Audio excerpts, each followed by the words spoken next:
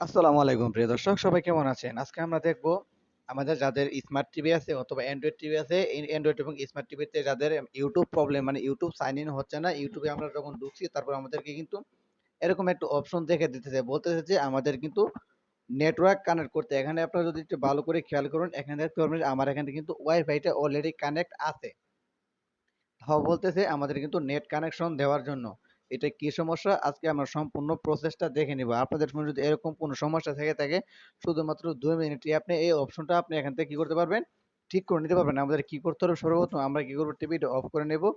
তারপর টিভির যে প্লাগটা আছে, যেখান থেকে আপনার টিভির ভিতরে লাইন আসে, কারেন্টের লাইন, সেটা আমরা এখান থেকে কি করব, খুলে নিব। তারপর 2-4 সেকেন্ড আমরা এখান থেকে অপেক্ষা করে নিব। তারপর আবার আবার আমাদের টিভির লাইনটা আবার আমরা আগের মতো লাগিয়ে দিব। তারপর টিভিটা আপনি রিমোট দিয়ে অন করে দেবেন।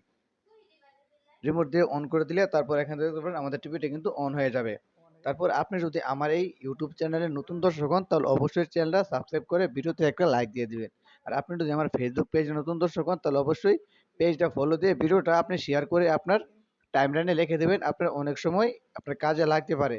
আপনার কাজে না লাগুক, আপনার বন্ধু বান্ধব আত্মীয় স্বজন অনেকে আছে, তাদের কিন্তু কাজে লাগতে পারে। এবং আপনার টিভিতে যদি অন্য কোনো প্রবলেম থেকে থাকে, যেরকম আপনার টিভিতে প্লে স্টোর ওপেন হয় না, জিমেইল আইডি অ্যাড হয় না, এরকম একটা ভিডিও কিন্তু আমার ইউটিউব চ্যানেলে এবং ফেসবুক পেজে দেওয়া আছে। দেখতে পাচ্ছেন আমাদের ইউটিউব টিভিটা কিন্তু ওপেন হয়ে গেছে। তারপর এখান থেকে আমরা কি করব, এখান থেকে আমরা দেখে নিব আমাদের সময়ের সাথে, আমাদের যে এই আপনার মোবাইলের সময় অথবা ঘড়ির সময়ের সাথে আপনার টিভির সময় এবং তারিখটা অ্যাডজাস্ট আছে কিনা, এটা আমরা সম্পূর্ণ প্রসেসটাকে দেখে নেব। যদি এটাতে আপনার প্রবলেম না থাকে, তাহলে আপনি অন্য প্রসেসে যাবেন।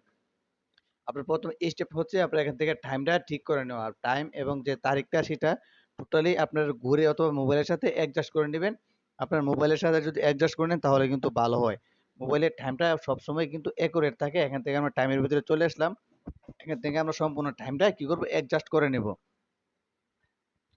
এখান থেকে দেখতে পাচ্ছেন আমার এখানে কিন্তু টাইমে অথবা তারিখে আমার যে তারিখে কিন্তু একটু সমস্যা আছে। তারিখটা আজকে যেহেতু তারিখ কত, এখান থেকে আমি তারিখটা অ্যাডজাস্ট করে নেব।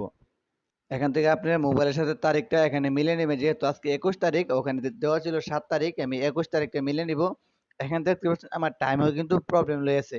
এখান থেকে আমি আমার টাইমটাও অ্যাকুরেট করে দেবো। আপনি আপনার ফোনের যে টাইমটা, সেটা আপনি এখান থেকে কি করবেন, অ্যাকুরেট করে দিবেন।